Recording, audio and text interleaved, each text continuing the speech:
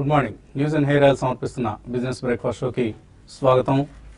పేడే వారం మధ్యలో నెల ప్రారంభం కాబోతోంది.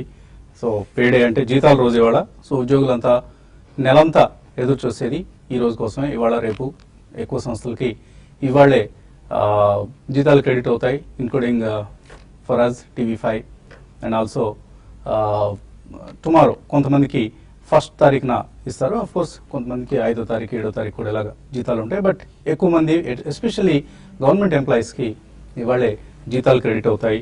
సో మిగతా నెలలకి ఈసారికి చాలా తేడా. ఈసారి ఎవరికైనా ఒకవేళ జీతం మొత్తం ఒకే రోజు డ్రా చేయాలంటే కుదరని పరిస్థితి. మేబీ ఎంత మొత్తం ఇస్తారనేది బ్యాంకుల వాళ్ళ దయాదాక్షిణ్యాల మీద ఆధారపడి ఉంది ప్రస్తుతానికి. సో 5,000 ఇస్తారా, 4,000 ఇస్తారా, 6,000 ఇస్తారా, 10,000 ఇస్తారా, ఇవన్నీ కూడా ఇక బ్యాంకులు దయాదాక్షిణ్యాలు. రాబోయే 2-3 రోజులు అందరూ బ్యాంకుల చుట్టూ ప్రదక్షిణాలు చేస్తారు. ఎక్కువ టైం అంతా కూడా బ్యాంకుల చుట్టూ ప్రదక్షిణాలు చేయడానికి సరిపోతుంది. డిమానిటైజేషన్. సో చూద్దాం బ్యాంక్స్ ఎలా ప్రవర్తిస్తాయో నెక్స్ట్ 2-3 డేస్. అయితే ఈలోగా కొన్ని సంస్థలు, కొన్ని విభాగాలు మాత్రం ఈ డిమానిటైజేషన్ ఫలితంగా చాలా చాలా లబ్ధి పొందుతున్నాయి. బ్యాంకులు మనం రోజు చూస్తున్నాం, బ్యాంక్స్కి డిపాజిట్స్ వరద వెలుగులాగా వస్తుంది. ఇప్పటికే సుమారుగా 9 లక్షల కోట్లకు పైగా మనీ బ్యాంక్స్లో డిపాజిట్ అయింది. రకరకాలుగా, అది ఎక్స్చేంజ్ కావచ్చు లేదా ఇతరత్ర ట్రాన్సాక్షన్స్ కావచ్చు. అయితే మున్సిపల్ బాడీస్ కూడా ఈసారి చాలా లాభం చేకూరింది. అందరూ కూడా వాళ్ళ దగ్గర ఉన్న పాత నోట్లు అన్నీ తీసుకొచ్చేసి కట్టేసేయచ్చు అన్న అంశాన్ని వినియోగించుకొని వాళ్ళ బిల్లులు పే చేస్తారు. అది ప్రాపర్టీ ట్యాక్స్ కావచ్చు, ఎలక్ట్రిసిటీ బిల్ కావచ్చు, వాటర్ బిల్ కావచ్చు, ఇలా రకరకాల బిల్స్. హైదరాబాద్ మాత్రం దేశంలోనే అగ్రస్థానంలో ఉంది ఈ బిల్లుల కలెక్షన్లో. హైదరాబాద్ మున్సిపాలిటీకి ఈసారి 206 కోట్ల రూపాయల కలెక్షన్ వచ్చింది. దేశంలోనే అత్యధికం ఇది. దీని తర్వాత తర్వాతి స్థానంలో హైదరాబాద్, తర్వాతి స్థానంలో అహ్మదాబాద్ ఉంది. అహ్మదాబాద్కి సుమారుగా 187 కోట్లు వచ్చింది. సూరత్ 173 కోట్లు, కళ్యాణ్ 170 కోట్లు, ముంబై మనకంటే చాలా పెద్ద సిటీ, హైదరాబాద్ కంటే ఆల్మోస్ట్ డబుల్ సైజ్ రెట్టింపు పరిమాణం ఉన్న సిటీ అయితే ముంబైలో 167 కోట్లు మాత్రమే నవంబర్లో బిల్లుల రూపంలో కలెక్ట్ చేయగలిగింది అక్కడి ముంబై కార్పొరేషన్. బట్ GHMC మన హైదరాబాద్ కార్పొరేషన్ మాత్రం 206 కోట్ల రూపాయల కలెక్షన్తో నెంబర్ 1లో ఉంది. సో ఇది 2,500% ఎక్కువ, 2,500% గ్రోత్ ఇన్ రెవెన్యూస్. సో సిటిజన్స్గా మనందరం గర్వించవచ్చు. అందరం చక్కగా వెళ్ళి ఒబీడియంట్గా మన డ్యూటీ మనం చేసాం, బిల్లులు పే చేస్తాం. కానీ GHMC అధికారులు ఏం చేస్తారు? సో వాళ్ళు మాత్రం వాళ్ళ సేమ్ నిర్లక్ష్యం. రోడ్లు బాగు చేయరు, వాటర్ పైప్ లైన్స్ కొత్త కనెక్షన్లు ఇచ్చే పరిస్థితి లేదు. అండ్ ఇవన్నీ కాకుండా బిల్డర్లను సతాయిస్తూ ఉంటారు. తీసుకోవాల్సిన లంచాలు తీసుకుంటూనే ఉంటారు. ఆక్యుపెన్సీ సర్టిఫికేట్లు ఎవరు, క్లియరెన్స్ సర్టిఫికేట్లు ఎవరు, అలాగే నో అబ్జెక్షన్ సర్టిఫికేట్స్ ఏమైనా ఉంటాయి అవి ఎవరు. అండ్ ఇక అప్రూవల్స్కి అయితే ప్రదక్షిణాలు చేయాల్సిందే. మా బిల్డర్ ఇప్పటికీ 2 జతలు చెప్పులు అరిగిపోయాయి, బూట్లు అరిగిపోయాయి. అండ్ చదివిస్తూనే ఉన్నారు, అప్రూవల్ మాత్రం రావట్లేదు. So what is this? I don't know. ఒక డైనమిక్ మినిస్టర్ ఉన్నారు మనకు మున్సిపల్ శాఖకి. చాలా కంట్రీలోనే one of the most promising politicians. But ఆయన ఆధ్వర్యంలో ఉన్న కార్పొరేషన్ మాత్రం చాలా దిగజారుడు పనితీరుతో నడుస్తుంది. So let us hope that మనం ఎలా అయితే ఉత్సాహంగా క్యూలో నిలబడి డబ్బులు కట్టామో, మన పనులు చెల్లించామో, అంతే ఉత్సాహంగా GHMC సిబ్బంది రాబోయే రోజులు అట్లీస్ట్ వాళ్ళ బుర్రల్లోకి కాస్త వివేకం ప్రవేశించి పనిచేస్తారని ఆశిద్దాం. ఇక మార్కెట్స్ పరిస్థితికి వస్తే వరల్డ్ వైడ్ మార్కెట్స్లో కొంత పాజిటివ్ ట్రెండ్ కనిపిస్తుంది. SGX నిఫ్టీ కూడా 81 దగ్గర 8 పాయింట్ల లాభంతో కనిపిస్తుంది. But most of the Asian మార్కెట్స్లో మనం ఒక ఫ్లాటిష్ ధోరణి చూస్తున్నాం. లాస్ట్ నైట్ US మార్కెట్స్ స్వల్ప లాభాలతో ముగిశాయి. And pro developed markets, anti emerging markets sentiment ప్రస్తుతానికి కొనసాగుతుంది గ్లోబల్ మార్కెట్స్లో. డాలర్ ఇండెక్స్ కొద్దిగా వీక్ అయింది, అది కొంత మనలాంటి మార్కెట్స్ కొంత పాజిటివ్గా చెప్పుకోవచ్చు. అండ్ నిన్నటి ట్రేడింగ్ చూస్తే మాత్రం Nifty, bank Nifty, PSU bank index ఇవన్నీ వాళ్ళ హై లెవెల్స్కి ఏదైతే వెళ్ళాయో అక్కడ నుంచి నిలబెట్టుకోలేక కిందకు వచ్చి క్లోజ్ కావడం చూసాం. బట్ ఇండెక్స్ది ఒక పార్ట్ మాత్రమే. సో నిన్నంతా కూడా Nifty, Sensex versus rest of the market. So rest of the మార్కెట్లో మనం ఒక వెరీ స్ట్రాంగ్ ట్రెండ్ చూసాం. Let us ignore Nifty and bank Nifty and Sensex. అవి ఏ లెవెల్స్కి వెళ్ళినా కూడా we don't have to bother about them. So అవి పక్కన పెట్టేసి బ్రాడర్ మార్కెట్స్లో చాలా అవుట్ పెర్ఫార్మెన్స్. ఆఫ్ కోర్స్ ఒక దశలో 4:1 ఉన్న అడ్వాన్స్ డిక్లైన్స్ రేషియో 2:1కి వచ్చేసింది. But still lot of the stocks have given beautiful returns yesterday. So మనం ఫర్ ఇన్స్టాన్స్ చాలా individual stocks, in fact naming them all will take at least half an hour. But కొన్ని stocks మనం చూస్తే Quess Corp or మనం gainers లిస్ట్లో మనం చూస్తే లూజర్స్ లిస్ట్ తర్వాత చూద్దాం. ముతూట్ ఫైనాన్స్ 8% పెరిగింది, భారత్ ఫైనాన్స్ 7.8% పెరిగింది, Berger Paints 7%, Manappuram Finance 5.5. So మళ్ళీ ఎఫ్ఐఎస్ నుంచి కొంత కన్జంప్షన్ రిలేటెడ్ సెలెక్ట్ స్టాక్స్లో బయింగ్ మనం చూసాం. అది జీడిఎల్ కావచ్చు, బాష్ కావచ్చు, DHFL, even stock like Idea Cellular or Biocon, Maruti, Adani Power, Coromandel International, ఇలా ఎస్ఆర్ఏ ఇన్ఫ్రా, శ్రే ఇన్ఫ్రా, ఇలాంటి companies, NBFCs in focus, autos in focus. నిన్నటి థీమ్ ఈ రెండింటిది అని చెప్పుకోవచ్చు, ఆటోమొబైల్స్ అండ్ ఎన్బిఎఫ్సిస్ది. అఫ్ కోర్స్ కొన్ని సెక్టర్స్ లైక్ ఐటీ, ఎఫ్ఎంసీజీ వెనుకబడ్డాయి. నిన్న వాటిలో కొంత ప్రాఫిట్ బుకింగ్ చూసాం, ఐటీలో ఎస్పెషల్లీ, అలాగే సెలెక్ట్ ఎఫ్ఎంసీజీ స్టాక్స్లో కూడా. And lot of other companies, Reliance Industrial Infra, Jai Corp, A2Z Infra, Ramco Industries, Berger Paints, Bajaj Finance, Repco Home Finance, Piramal Enterprises, Ujjivan Finance, ఇలాంటి స్టాక్స్లో మనం చాలా హైటెండ్ యాక్టివిటీ నిన్న చూసాం. సో నిన్న మార్నింగే మనం అనుకున్నాం ఇదే గత కొద్ది కాలంగా, of course not just yesterday's morning, మార్కెట్స్లో ఒక చక్కటి బయింగ్ ఆపర్చునిటీ ఉంది అండ్ పోర్ట్ఫోలియోస్ బిల్డ్ చేసుకోవడానికి ఇది మంచి సమయం అని. అదే ప్రస్తుతం మనం మార్కెట్స్లో కూడా చూస్తున్నాం, అదే ట్రెండ్ చూస్తున్నాం. And it's small cap companies like TPL Plastic, Murudeshwar Ceramics or Reliance Industrial Infra, ఇలాంటి స్టాక్స్, బార్మర్ లారీ, థైరోకేర్, ఇటువంటి కంపెనీస్ అన్నింటిలో కూడా మనం హైటెండ్ బయింగ్ యాక్టివిటీ చూసాం. సో మేబీ నిఫ్టీ, సెన్సెక్స్ సంబంధించి 200 డిఎంఏలు, 20 డిఎంఏలు ఇటువంటివి కొంత పనిచేసే అవకాశం ఉంది. బట్ ఓవరాల్గా యాక్షన్ అంతా కూడా మిడ్ అండ్ స్మాల్ క్యాప్స్కి స్ప్రెడ్ అయింది. ఇక్కడ నుంచి బహుశా ఇండెక్స్కి వెళ్ళే అవకాశం ఉంది. కాబట్టి buy and declines, sell and rallies mood నుంచి బయటకు వచ్చేద్దాం. Now it is again buy and declines market.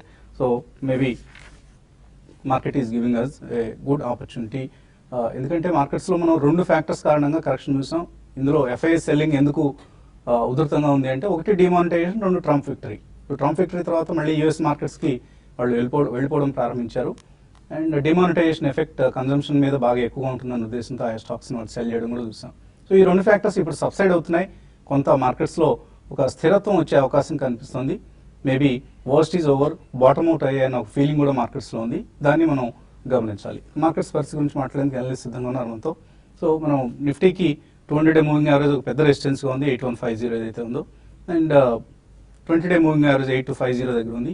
ఇవి కీలకమైన లెవెల్స్ అనుకుంటున్నారా? అండ్ డౌన్ సైడ్ ఎక్కడ సపోర్ట్ వస్తుంది? ఐ థింక్ మీరు ఇప్పుడే చెప్పినట్టు బేసికలీ నిన్నటి rally was predominantly because of autos అని చెప్పొచ్చండి, నిఫ్టీ కంపేర్ చేసుకుంటే. ఇన్ఫాక్ట్ F&O స్పేస్ లో మనకి భారత్ ఫైనాన్స్ కూడా ఇప్పుడే మీరు అన్నట్టు ప్రాబ్లీ 8% దాకా పెరగటం, 7 to 8%. సో ఎవ్రీడే మనకు one sector is helping Nifty to perform అనమాట. సో మొన్నటి ట్రేడింగ్ చూస్తే కనుక it was because of IT, అంతకుముందు ఇట్ వాజ్ FMCG, మేబీ కొద్ది ఫార్మా అంతకుముందు హెల్ప్ చేసింది. సో సెక్టర్ రొటేషన్ లో probably Nifty is able to cope up. Otherwise I think totally trade ఒక రేంజ్ లోనే ట్రేడ్ అయ్యే అవకాశం ఎక్కువ ఉంది. మేబీ మొన్నట్లో ఏదైతే ఉందో 7916 అక్కడ మనకి స్ట్రాంగ్ సపోర్ట్ ఉండే ఛాన్స్ ఎక్కువ ఉంది. అదేవిధంగా నిన్న 200-డే మూవింగ్ యావరేజ్ అయితే ఉందో 8154 సస్టైన్ కాలేకపోయింది. అఫ్ కోర్స్ కొద్దిగా అప్ సైడ్ వెళ్ళినప్పటికీ ఐ థింక్ క్లోజింగ్ మాత్రం బిలో 200-డే క్లోజ్ అవటం చేసాం. సో నిన్నటి బార్ చూస్తే కనుక ఒక రివర్సల్ బార్ షార్ట్ టర్మ్ లో మనకి ఫామ్ అవటం చేసాం. సో దీని ఇండికేషన్ ఏంటంటే నిన్నటి హై అయితే ఉందో 8197, దాని అబోవ్ మళ్ళీ మార్కెట్ క్లోజ్ అవుతేనే ప్రాబ్లీ అక్కడ నుంచి అబౌట్ 70 to 80 పాయింట్స్ ర్యాలీ వచ్చే అవకాశం ఉంది. అదేవిధంగా నిన్నటి లో ఏదైతే ఉందో 8128, ఒక హాఫ్ అన్ అవర్ ట్రేడ్ అవుతే కనుక ఈరోజు మళ్ళీ ఫర్దర్ గా మార్కెట్ డిప్ అయి 8066 నుంచి 8050 దాకా డౌన్ సైడ్ వచ్చే ఛాన్స్ ఎక్కువ ఉంది. సో ఈ నేపథ్యంలో బై ఆన్ డిప్స్ గానే యాక్చువల్లీ చెప్పుకోవచ్చు ఈ స్టేజ్ లో. As long as Nifty trades above 8019 ఉన్నంత కాలం ప్రాబ్లీ బై ఆన్ డిప్స్ గా చెప్పొచ్చు. ఎందుకంటే మనకి రేంజ్ అనేది 79 to 83 ఫామ్ అయింది కాబట్టి 8000 వచ్చేసరికి మనకి ఆల్మోస్ట్ డిమాండ్ జోన్ లోకి వస్తుంది. But bank Nifty I think it's performing totally differently. మొన్నటి స్వింగ్ లో ఏదైతే ఉందో 18,143, సో ఆల్మోస్ట్ మనం అబౌట్ 70-80 పాయింట్స్ దూరం ఉన్నాం దానికి. ఇన్ కేస్ 18,143 బ్రేక్ అయింది అంటే కనుక ప్రాబ్లీ బ్యాంక్ నిఫ్టీలో ఫర్దర్ సెల్లింగ్ వచ్చే అవకాశం ఉంది. మేబీ ఇంకో 300 to 500 పాయింట్స్ డౌన్ సైడ్ వచ్చే ఛాన్స్ ఉంది. ఇన్ఫాక్ట్ నేను నిఫ్టీ అప్ సైడ్ వచ్చినప్పటికీ bank Nifty total and performance ఉంది. ఇప్పుడే చెప్పినట్టు ఆటో స్పేస్ వల్లే ప్రాబ్లీ ఐ థింక్ నిఫ్టీ కొద్ది పర్ఫార్మెన్స్ ఉంది. But bank Nifty we should be very careful. So long positions completely avoid చేయాలి బ్యాంక్ బ్యాంక్ నిఫ్టీలో. నిఫ్టీలో కూడా మనం అంతగా ఫాల్ చూడటం లేదు.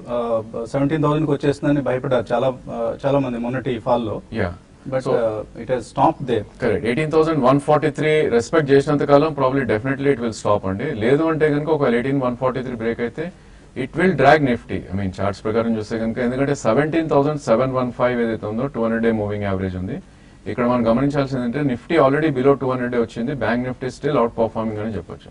సో అండర్ పర్ఫార్మెన్స్ వచ్చే ఛాన్స్ కూడా ఎక్కువ ఉంటుంది. ఓన్లీ థింగ్ ఏంటంటే అవాయిడ్ చేయాలి. బట్ షార్ట్ పొజిషన్స్ అనేది 18,143 కింద క్లోజింగ్ బేసిస్ లో ఫ్రెష్ షార్ట్స్ కానీ పుట్ ఆప్షన్స్ కానీ క్రియేట్ చేసుకోవచ్చు. సో ఇవాళ కూడా ఇండివిజువల్ స్టాక్స్ లోనే ఎక్కువగా మనం అవుట్ పెర్ఫార్మెన్స్ చూడబోతున్నాం. సో ఎటువంటి ట్రేడింగ్ ఇండికేట్ చేస్తారు? సెక్టార్ రొటేషన్ పరంగా కొంచెం మనం చూస్తున్నాము, కొత్త సెక్టార్లు వస్తున్నాయి. ఎక్కువగా మిడ్ క్యాప్ మీద ఫోకస్ చేయమని చెప్తాను. ఎందుకంటే ఈవెన్ నిన్న కూడా చెప్పడం జరిగింది, ఈవెన్ మార్కెట్స్ లో పెద్దగా మనీ రాకపోయినా కూడా ఎఫ్ఐఎస్ నుంచి డొమెస్టిక్ మనీ ఉంది కారణంగా అయితే క్వాలిటీ స్టాక్స్ లోనే ఇన్వెస్ట్ చేయమని చెప్తాను. అయితే రైల్వే స్టాక్స్ ఇక్కడ నుంచి బాగా పెరిగే అవకాశం కనపడుతుంది. దానికి తోడు రైల్వే స్టాక్స్ కూడా అంటే లాస్ట్ నుంచి ప్రాఫిట్ కి స్లోగా వస్తున్నాయి. సో టిటాగర్ వ్యాగన్ ని కరెంట్ లెవెల్స్ నుంచి షార్ట్ టర్మ్ కోసం బై చేసుకోమని చెప్తాను. అదేవిధంగా ఇంకొక ఇండివిజువల్ స్టాక్ ఇస్తే Poly Medicure medical equipment manufacturing company. ఇది కూడా షార్ట్ టర్మ్ వ్యూతో చూసుకుంటే కరెంట్ లెవెల్స్ నుంచి బాగా పెరిగే అవకాశం ఉంది. ఎందుకంటే మిడ్ క్యాప్ లోనే ఎక్కువ ఐడియాస్ ఉన్నాయి. ఎందుకంటే మిడ్ క్యాప్ స్టాక్స్ ఎక్కువ మనకి పెరగడం చూస్తున్నాం లాస్ట్ 3-4 రోజులుగా. నిఫ్టీ పరంగా, బ్యాంక్ నిఫ్టీ పరంగా పెద్దగా ఇక్కడ నుంచి మనకి మూవ్స్ అయితే ఎక్స్పెక్ట్ చేయలేము. క్లోజర్ గా నేనంటే హై ఏదైతే ఉందో అక్కడికి వచ్చి నిఫ్టీ కొంత వీక్నెస్ అనేది రావడం 8120 నిఫ్టీ ఫ్యూచర్స్ హై, అది దాటితేనే మళ్ళీ ఫర్దర్ అప్ ట్రెండ్ ఉంటుంది. ప్రస్తుతం అయితే కొంచెం ఈ లెవెల్లో ప్రాఫిట్ బుకింగ్ అనేది ఫ్యూచర్స్ లో లాంగ్ అన్వైండింగ్ అనేది కనపడింది నిన్న. కాబట్టి లార్జ్ క్యాప్ స్టాక్స్ లో పెద్దగా అప్ ట్రెండ్ అయితే ఉండకపోవచ్చు. మిడ్ క్యాప్ లోనే ఫోకస్ చేయమంటాను. తర్వాత కలింది రైలు కూడా కరెంట్ లెవెల్స్ నుంచి బై చేసుకోమని చెప్తాను. తర్వాత లార్జ్ క్యాప్ స్టాక్స్ లో సెల్లింగ్ విషయానికి వస్తే ఈరోజు మెటల్ కౌంటర్స్ లో ప్రాఫిట్ బుకింగ్ రావచ్చు.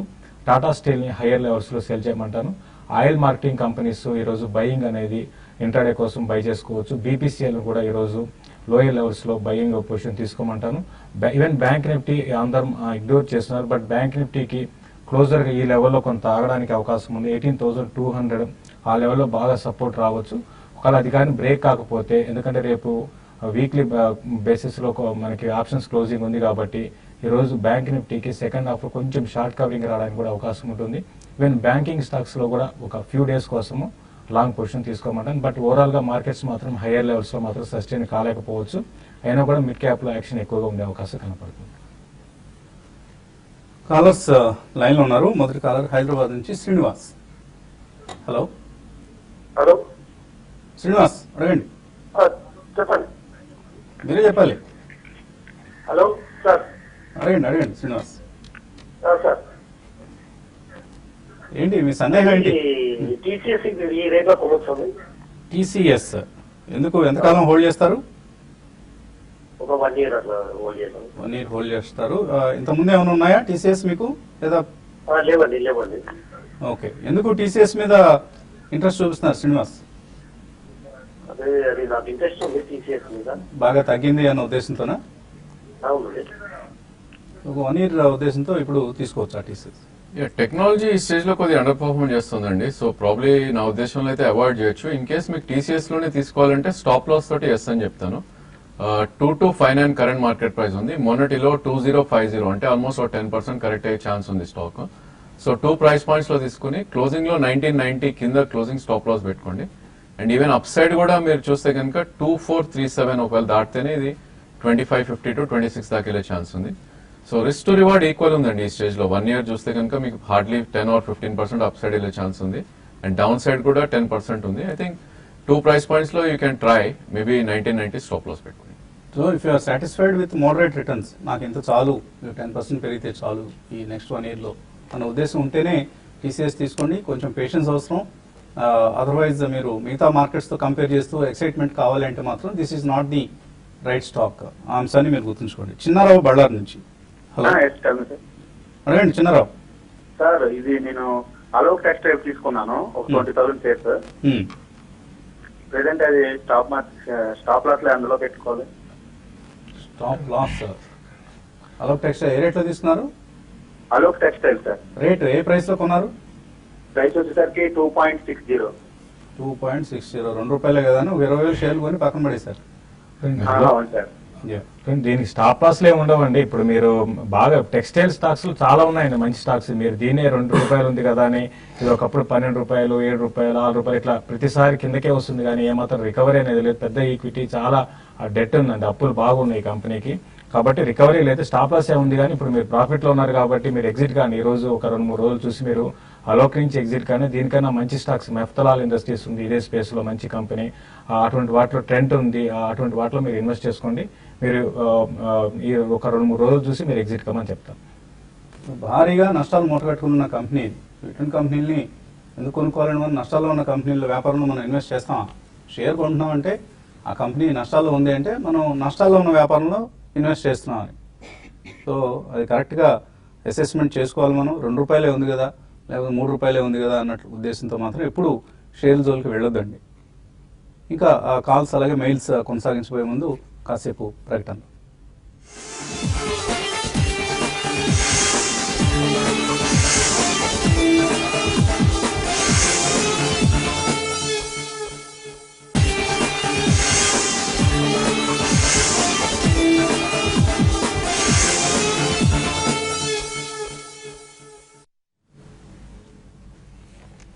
న్యూస్ అండ్ హెయిర్ ఆయిల్ సమర్పిస్తున్న బిజినెస్ బ్రేక్ఫాస్ట్ షోకి తిరిగి స్వాగతం. తర్వాత కాలర్ లైన్ ఉన్నారు, ఘంటసాల నుంచి రంగారావు.